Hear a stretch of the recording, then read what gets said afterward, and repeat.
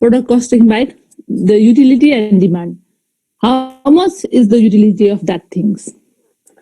हैन, either it is optional, त्यो नहुँदा पनि काम चल्ने हो कि हैन, अथवा त्यही नै चाहिने हो. जस्तै खाना पकाउनलाई अहिले हामीलाई ग्यासै चाहिने छ. कुलमान घिसिङ चाहिँ नेपाल इलेक्ट्रिसिटी बोर्डको चेयरपर्सन हुँदाखेरि उनले चाहिँ नेपालीहरूलाई चाहिँ म्याक्सिमम युज इलेक्ट्रिसिटी भनेको थियो. हाम्रै देशमा प्रोड्युस हुने इलेक्ट्रिसिटी धेरै तिमीहरू युज गर, जसले धेरै युज गर्छ त्यो धेरै युज गर्नेहरूको पर युनिटको प्राइस पनि घटाइदिने भनेर कुरा गरेको थियो. हो, थाहा छ कि छैन? त्यो कुरा थाहा छ कि छैन तिमीहरूलाई? हैन म्याम. हो, अब अहिले थाहा पायो नि त हैन म्यामले भनेर, हैन भनेर थाहा पायो नि त.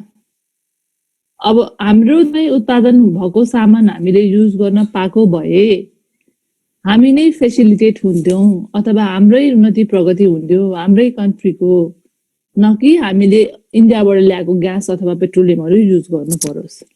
जस्तै नेपाल गभर्नमेन्टले इलेक्ट्रिक भेहिकल्सहरुमा चाहिँ ट्याक्स बढाइदियो. पहिले 1 रुपैयाँ मात्रै तिर्नु पर्थ्यो अरे आज भन्दा 6 वर्ष अगाडि इलेक्ट्रिक भेहिकलको पर इयर ट्याक्स. त्यसपछि 100% बनाएर 100 रुपैयाँ बनायो. अहिले चाहिँ अरु भेहिकलको सर ट्याक्स तिर्नु परेपछि people are not encouraged to buy the electric vehicle now. कुरा बुझेको बुझेनौ? People are discouraged to buy. अब यदि हाम्रो गभर्नमेन्टले हामीले जति म्याक्सिमम इलेक्ट्रिसिटी युज गर्ने हो भने हामीलाई डिस्काउन्ट दिन्छ as per said by the Kulman Gising, the former chairperson of electricity board, then people would be encouraged to use electricity produced in our own country rather than the gas, LPG gas, I mean, which is which is imported from India to our country. हाम्रो कन्ट्रीमा त बन्दैन त्यो. कुरा बुझ्यौ? मैले भन्न खोजेको कुरा बुझेको बुझेन? अनि हाम्रो करेन्सी त बाहिर गइराछ. अस्ति हामी ट्रेनमा पनि पढेको त्यो कुरा. हाम्रो करेन्सी त बाहिर गइराछ. इलेक्ट्रिसिटी युज गरेको भए त हाम्रो करेन्सी त जान्थ्यो नि त. हामीले इलेक्ट्रिकलाई नै पैसा पे गर्थ्यौं. अब सामानको युटिलिटी कति छ र त्यसको डिमान्ड कति छ त्यो हेरेर के हुने रहेछ त प्राइसहरु डिटरमाइन हुन्छ. जस्तो actually the consumer who are the consumer. यसले त तिम्रो भिडियो अनम्युट गर, आफुलाई म्युट गर. अनम्युट भएछ. मैले भन्ने चाहिँ habitually the users they demand the price is low. युजरले प्राइस कुनै पनि सामानको प्राइस लो भयो चलाउँछ र कुनै पनि सामानको प्राइस बढी भयो भने त्यो कम चलाउँछ. जस्तै प्याजको मूल्य अस्ति नै एकैचोटी 70 रुपैयाँबाट 170 270 कति पुगेछ. लसुन पनि त्यस्तै 200-300 रुपैयाँ किलोबाट 1000 रुपैयाँ किलो 1200 रुपैयाँ किलो भएको थियो. मान्छेले कम खपत गर्ने भयो नि त धेरै भने. बुझ्यो कि बुझेनौ? सो यदि price low छ भने people consume it more, and if price is high then people use it less. So what is the utility? On the other hand, when the demand for the product is elastic, little variation in the price may result in large changes in quantity demanded. Elastic तन्केर फेरि फुस्किन्छ नि हैन. Elasticity भने elastic भनेको एकदम बढ्छ फेरि घटेर तल आउँछ हैन. त्यस्तै डिमान्ड पनि त्यस्तै भयो भने कुनै पनि सामान डिमान्ड त्यस्तो भयो भने के हुन्छ त त्यसको प्रोडक्सनमा के आउँछ? चेन्ज आउँछ. क्वान्टिटीमा चेन्ज आउँछ. समटाइम्स क्वान्टिटीले क्वालिटी पनि डिटरमाइन गर्छ. क्वान्टिटी एकदम धेरै बनाएको छ भने नराम्रो हुन्छ. घरमा थोरै पकाएको साग खाने कुरा भने कति मिठो हुन्छ है हैन. अनि स्कुलमा त्यही खानेकुरा त्यही काउली त्यही साग यति धेरै धेरै पकाउँदाखेरि मिठो हुँदैन नि त. हो, यो के हो त? मान्छेको डिमान्ड युटिलिटी हो. When it is inelastic, a change in the prices does not affect the demand significantly. यदि कन्स्ट्यान्टली एउटै भेरिएसनमा डिमान्ड भइराखेको छ भने त्यसले सामानको प्रोडक्सनको उसमा फरक पार्दैन भन्न खोजेको है। कहिले एकदम डिमान्ड हाई हुने अनि धेरै प्रोडक्सन गर्छ, प्रोडक्सन गर्ने मान्छेहरूले, अनि त्यो प्रोडक्सन बजारमा पुग्दाखेरि त्यसको डिमान्डै हुँदैन अनि लो प्राइसमा बेच्नुपर्ने हुन्छ अनि उनीहरूलाई घाटा लाग्छ हैन, हो कि हैन? यसरी के हुन्छ त, डिमान्ड र के अरे सप्लाईको रेसियो मिल्दैन। डिमान्ड र सप्लाईको रेसियो नमिल्ने बित्तिकै त्यो प्रोडक्सन हट्न पनि सक्छ मार्केटबाट बिस्तारै बिस्तारै, किनभने यो कामै छैन भनेर यो कहिले आउँछ कहिले आउँदैन, यस्तो कहिले आउने कहिले नआउने लिने कि सधैँभरि पाइराख्ने कुरा लिने, सधैँभरि पाइराख्ने कुरा लिने हैन। यसरी के हुन्छ त, people are always ready to pay up to that point where he perceives utility from the products to be at least equal to the price paid भन्छ। भनेको हामी always be ready to pay the money at least कतिसम्म हामी pay गर्न सक्छौं जतिसम्म हाम्रो utility छ। अघि मैले गोलभेडाको एक्जाम्पल दिएको थिएँ। गोलभेडा सस्तो हुँदाखेरि मान्छेले धेरै खाने भयो, महँगो हुने बित्तिकै मान्छेले थोरै युज हुने भयो, उसको युटिलिटीले घटाइदिन्छ, मान्छेले कम हुन्छ हैन। यसरी चाहिँ के हुन्छ त, युटिलिटी र डिमान्डले पनि कुनै पनि उसको प्राइसलाई तल अथवा माथि पार्न सक्छ अथवा प्राइस डिमान्ड गर्न सक्छ है। The extent of competition in the market, the main important factors के हो त, मार्केटमा कम्पिटिसन। जस्तै पहिले सोनीको मात्रै टिभी आउँथ्यो अनि त्यसपछि स्यामसङले ल्यायो, एलजीले ल्यायो है, अब कलर्सले ल्यायो, अब हुँदा हुँदा सीजीले ल्यायो, केले ल्यायो, हिमस्टारले, के भयो त, कम्पिटिसन भयो मार्केटमा। कुन चाहिँ किन्ने त? पहिला सोनी टिभी बाई गर्नलाई 70-80 हजार रुपियाँ लाग्छ, जति बेला चाहिँ 15,000-16 हजार मात्रै थियो सुनको प्राइस। त्यो मान्छेले टिभी किनेर हेर्नु भनेको that was a big thing, big deal हैन। तर अहिले it's simple thing, anywhere anyone can buy. Mobile पनि सेम थिङ। सेट पहिला सुरु किन्दाखेरि the first mobile set which I purchase was 6,500 rupees worth. Ma'am, SIM को लागि पनि कति तिर्नु पर्थ्यो रे नि त? But I had paid 29,000, around 30,000 to get the SIM. And in that 30,000, 3,000 rupees per month I have to pay to NTC. Either I use phone or not. If one has to receive the call also, the money is deducted. Phone उठाउँदा पनि पैसा deduct हुन्थ्यो। बुझेको बुझेनौ? Phone गर्दा अहिले हाम्रो पैसा खर्च हुन्छ नि हैन? फोन उठाउँदा त हाम्रो पैसा काटिँदैन, फोन उठाउँदा पनि पैसा खर्च दिन्थ्यो। कुरा बुझ्यो? अनि यो के हो त, मार्केटमा कम्पिटिसन भयो। एनटीसीले त्यस्तो मोनोपोली गरेको भए एनटीसी चल्दैन थियो। एनटीसी अब गभर्नमेन्टले ओपन पोलिसी लिएर आयो हैन, एनसीएललाई मेरो मोबाइल भनिन्थ्यो पहिले, मेरो सिम कि मेरो मोबाइल त्यस्तो भन्थ्यो।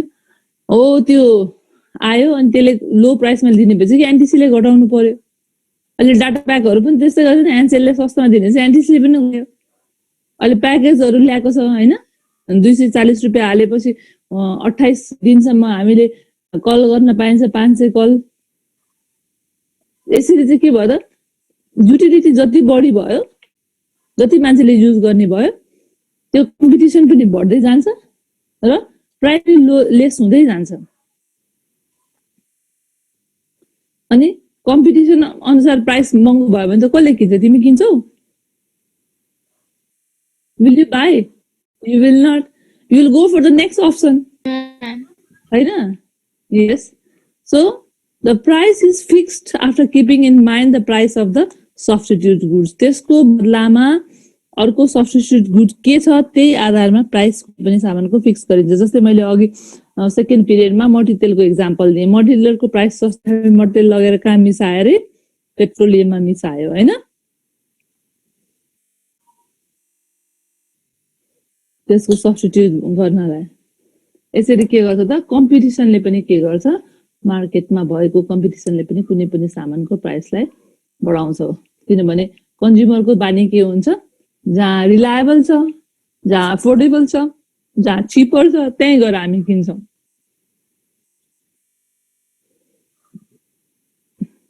अब नेक्स्ट छ द फ्रम,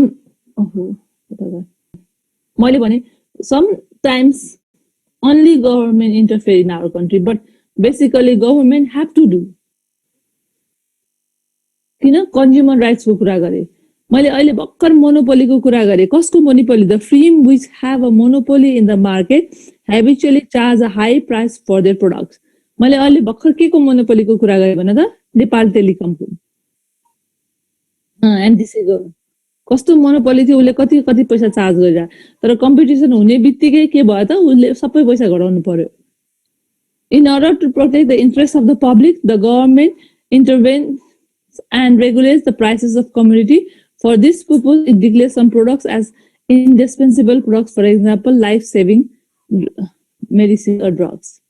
जस्तै लाइफ-सेभिङ ड्रग्सहरूको चाहिँ भ्यालु चाहिँ एकदमै बढाइदियो भने चाहिँ के गर्छ त, गभर्मेन्टले इन्टरभेन्सन गर्छ। जस्तै सर्भिसको कुरामा गर्दाखेरि अस्ति कोरोनाको पिसिआर टेस्ट गर्दाखेरि प्राइभेट हस्पिटल, नर्सिङ होमहरूले, हस्पिटलहरूले कति महँगो महँगो टेस्ट लिएको थियो नि होइन। अनि गभर्मेन्टले पहिला फ्री गरिरहेको थियो, पछि गभर्मेन्टले नसकेपछि प्राइभेटलाई पनि दियो पिसिआर गर्नलाई, अनि फिक्स प्राइस तोकिदियो 2000 मा मात्रै गर्नु भनेर।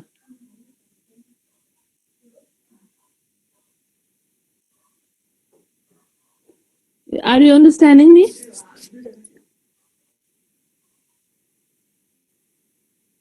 Yes, ma'am. Yes, ma'am. बुझिरहेछौ नि तिमीले कुरा। अनि अब हामीलाई भ्याक्सिनको कुरा आइरहेछ। भ्याक्सिन लाउनु पर्यो भने पनि गभर्मेन्टले फ्री अफ कस्ट लाउने भनिराखेको छ, तर अब गभर्मेन्टले लाउन सकेन भने फेरि अरूहरूले भ्याक्सिन किनेर लिएर आएर प्राइभेट हस्पिटलहरू किनेर ल्याएर लिमिटेड प्राइसमा लाउनु पर्ने गभर्मेन्टले के गर्छ? हजुर भन।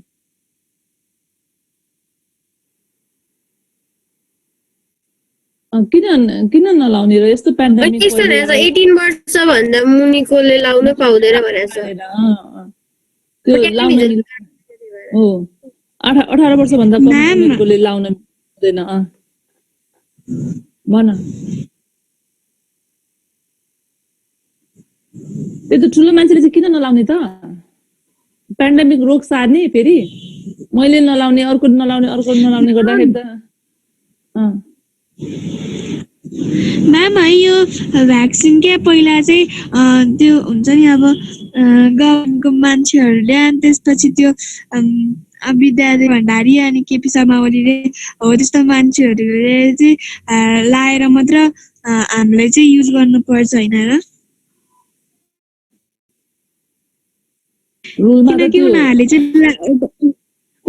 चाहिँ लाएर लाएन, अनि त्यसपछि उनीहरूलाई चाहिँ अब आफ्नो ज्यानको लागि अनि त्यसमा केही छ कि भनेर शङ्काले नलाएर, अनि हामीले चाहिँ लायो भने चाहिँ त्यस्तो होइन। अब फ्रन्ट लाइनरहरू डक्टरहरूले सबै स्टडी गरेको छ नि, डक्टरहरूले त लाइरहेछ नि त।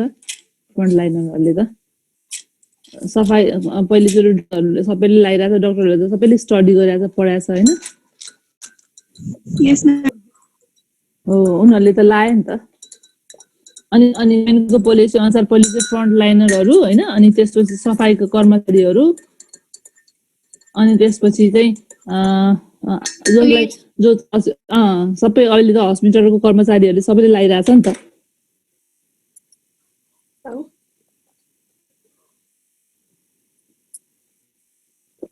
बुझ्यो कि बुझ्दैनौ? गभर्मेन्टले चाहिँ के गर्छ त, कन्ज्युमर राइट्सको अनुसार गभर्मेन्टले सबै कुरा लुक आफ्टर गर्नुपर्ने हो, तर गर्न सकेको छैन हाम्रो कन्ट्रीको कुरामा। मार्केटिङ मेथड युज, अब मार्केटिङ मेथड्स कस्तो युज गरेको छ त्यो प्रोडक्ट्सको? Range of marketing methods such as circulation, quality of salesman, कस्तो खालको सेल्सम्यान राखेको छ, जस्तै कस्तो टिचर राख्ने, मास्टर्स पास गरेको टिचर राख्ने कि भर्खर +2 गरेको टिचर राख्ने त, ल भन।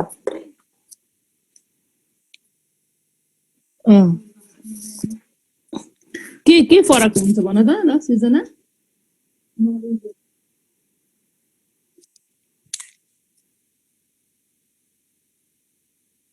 नलेज पनि हुँदैन।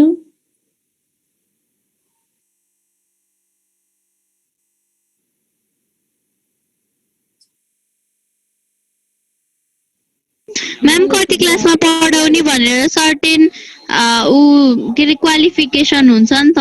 हो भेरी गुड। हैन अरु भन, अरु पनि हुन्छ धेरै कुरा।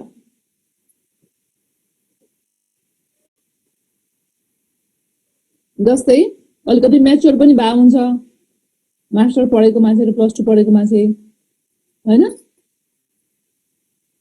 अनि अर्को फ्याक्टर एफेक्ट गर्छ म्याम एक्सपिरियन्स। टिचिङ लाइसेन्स पाएकोहरूको अलि आई मिन उनीहरूलाई चाहिँ अब ट्रेनिङ पाएकोहरू अलि हुन्छ नपाएको भन्दा।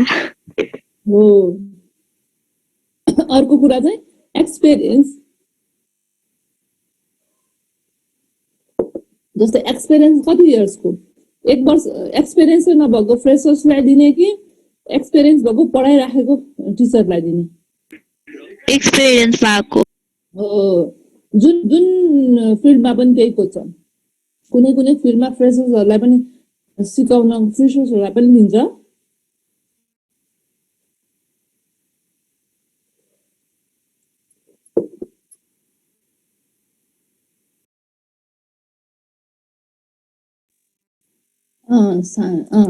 पढाउनको मात्र कुरा मोन्टेसोरीमा फ्रेसर्सहरूलाई पढाउनको मात्र कुरा भएन, अरू कुरा पनि त हुन्छ नि, हैन।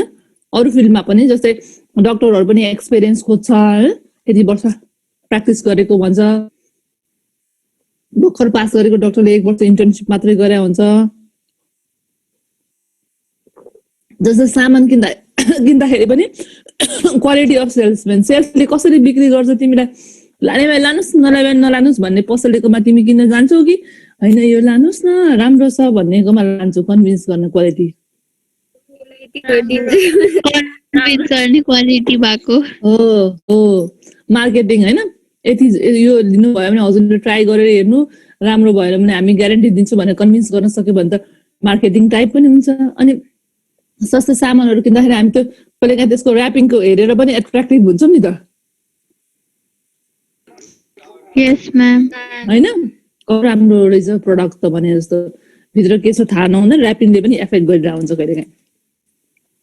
अनि कस्तो खालको प्याटर्न सर्भिस दिने हो त त्यसले हामीलाई।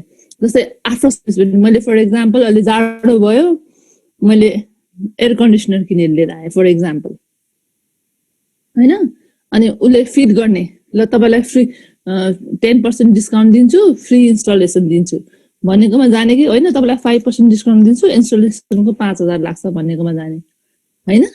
अनि आफ्टर सेल्स कस्तो सर्भिस छ त, 1 वर्षसम्म तपाईँहरूलाई फ्री सर्भिसिङ गराइदिन्छु भन्नेकोमा जाने कि होइन एभ्री टाइम सर्भिसिङको कस्ट लाग्नेकोमा जाने, हैन। 1 वर्षसम्म बिग्रियो भने रिप्लेस गराइदिन्छु, अथवा यस्तो भने आफ्टर सेल्सको पनि सर्भिस हुन्छ नि त।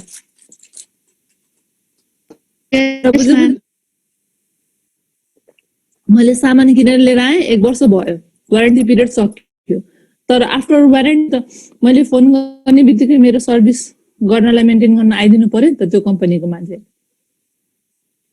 त्यसले पनि प्राइस डिटरमाइन गर्छ कुनै पनि सामानको भन्न खोजेको, बुझ्यो हैन?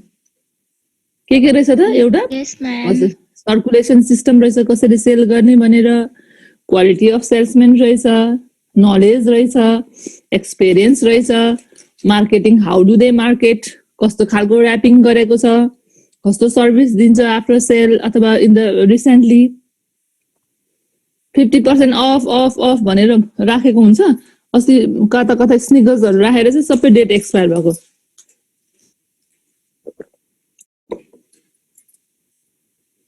So price of manufactured goods is determined by these all kind of marketing theory. For instance, an organization will charge skyscraping revenue if it is using the classy material for wrapping in its product. एकदम राम्रो production classy materials use गरेको छ भने उसले धेरै पैसा demand गर्ने रहेछ हैन हो कि हैन तिमीले का फ्याक्ट्रीमा त हेरेको छौ नि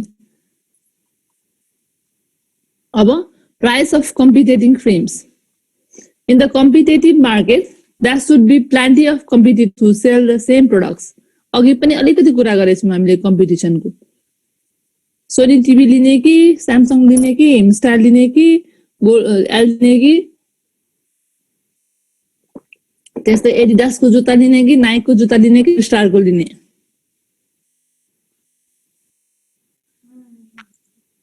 कुरा बुझेको बुझेनौ Yes, ma'am. Sometimes brand also determine the because that was not easy to own the name of the brand. Brand को name on गर्नलाई पनि easy त भएको थिएन आइफोन को ब्रान्डले नै पैसा बढी खान्छ हो Yes, ma'am. Yes, ma'am. त्यसको क्वालिटी नै राम्रो छ त्यसको सर्भिस नै राम्रो छ त्यो बिग्रिदैन त्यसमा भाइरस लाग्दैन तर त्यसको एउटा ड्रब्याक के छ त्यो कम्पेटेबल छैन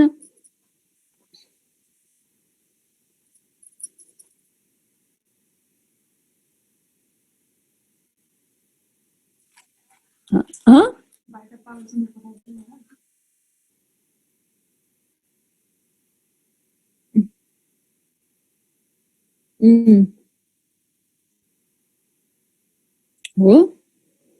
म्याम त्यो कति त्यस्तो अनि सस्तोमा बेच्छ जसले भेटेको हुन्छ त्यसले चाहिँ सस्तोमा बेच्छ पछि अब यहाँ नेपालमा त्यस्तो सिस्टम विदेशतिर हो भने त कसैको फोन हरायो भने इमिडिएटली भेटाइदिन्छ कहाँ छ त्यो फोन भनेर सब जीपीएस लोकेट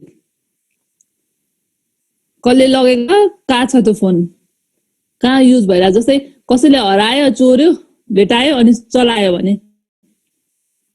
हैन चलायो भने त्यो फोन चलिरहेको छ नि त्यो कम्पनीले पुरै सिस्टम बनाइदिएको हुन्छ त्यो फोन कहाँ चलिरहेको छ मैले चलाएर हिँडिरहेको छु यहाँबाट भाटपट्टि नि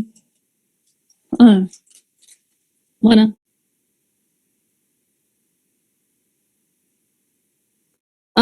उसको आई क्लाउड हुन्छ बुझ्यो हैन एप्पल एकाउन्ट उसको आफ्नै बनाउनु पर्छ आइफोनको यसरी चाहिँ के हुन्छ त प्राइसहरु पनि डिटरमाइन हुन्छ के को कारणले गर्दाखेरि त्यसको ब्रान्डको कारणले पनि हुँदो रहेछ जहाँ यो मैले लेखेको छु यहाँ हैन सो प्राइस चाहिँ लो पनि हुनु पर्यो डिजायरेबल पनि हुनु पर्यो र मार्केटमा त्यसको भ्यालु पनि हुनु पर्यो अब पर्चेसिङ पावर अफ नेपालमा अरु फोन बेच्नै नदिने आइफोन मात्रै बेच्न दिने किन्न सक्छ त नेपालीहरुले नेपालीहरुले 800 रुपैयाँ जाने टुङ गर्ने फोन देखि चलाइरहेछ 100 रुपैयाँमा सिम लिएपछि 100 रुपैयाँमा टक टाइम पाइन्छ पहिले एउटा सिम लिनलाई 29000 तिर्नु पर्थ्यो अनि त्यसमा नि महिनाको 3000 तिर्नु पर्छ अहिले 100 रुपैयाँमा सिम किन्यो 100 रुपैयाँमा टक टाइम अनि 800 रुपैयाँको टुङ गर्ने फोन चलाउँदा पनि हुन्छ फोन रिसिभ गर्नु र कल गर्नु मात्रै होइन त फोनको काम तर हामीले चलाइरहेको फोनको काम भनेको त त्यही हो नि त रिसिभ गर्नु कल गर्नु म कहाँ छु यहाँ छु भनेर कल गर्ने भन्ने सुनाउने तर अहिले हामी भेरियस पर्पसेसको लागि फोनहरु युज गरिरहेछौं एउटा अहिले एजुकेसनको लागि पनि तिमीले युज गरिरहेछौ फोटो खिच्नको लागि पनि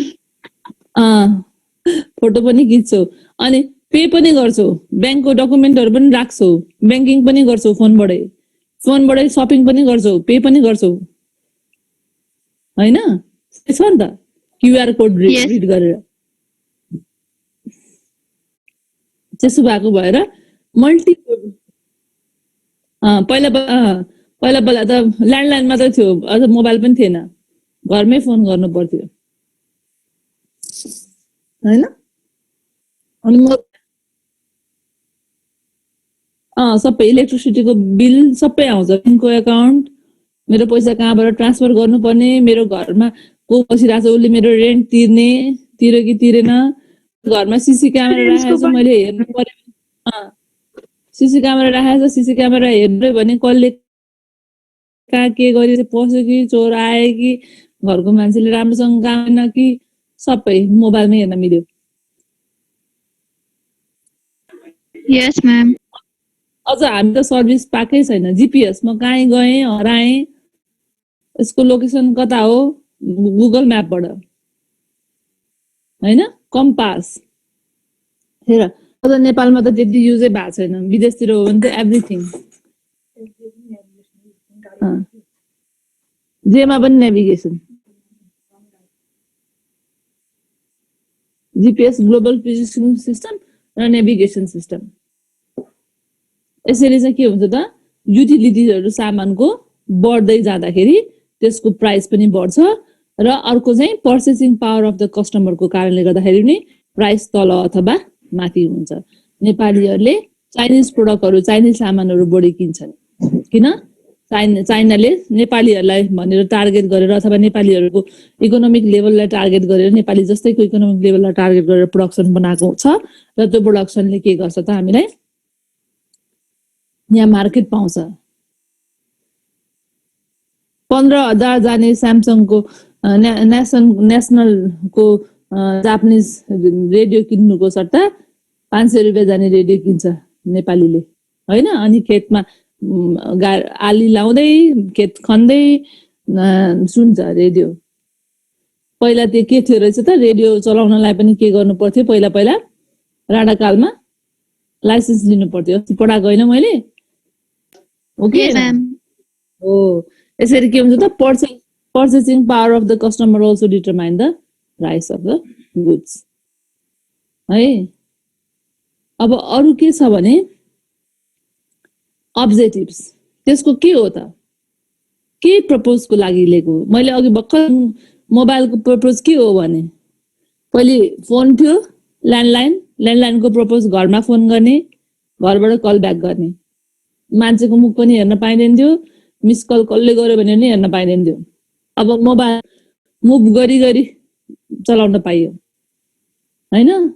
ल्यापटप आयो, काखमा राखेर, डेस्कटप थियो पहिला, टेबलै चाहिने, अब काखमा राखी घाममा बसी बसी चलाउन पाइने भयो। पामटप पनि छ अहिले, सजिलो भयो। जस्तै तिमीले ऊहरू चलाउँछ नि त, आइप्याडहरू, ट्याब्लेटहरू, होइन? Yes, त्यो ma'am. के युज हो, अब्जेक्टिभ के हो त्यसको, त्यसमा पनि डिटरमाइन गर्छ। मलाई केही चाहिँदैन मोबाइलमा, मैले फोन गर्नु मात्रै पाउन भयो, फोन भने रिसिभ गर्न मात्रै पाउने भयो भन्यो भने त मैले 800 रुपियाँको फोन चलाउँदा पनि भयो नि, 80,000 को फोन चलाउनु परेन नि त। बुझ्यौ? Objective, Yes. अब्जेक्टिभले गर्दाखेरि त्यसको डिमान्ड हाई अथवा लो हुन्छ। अब यहाँ हेर थ्योरी,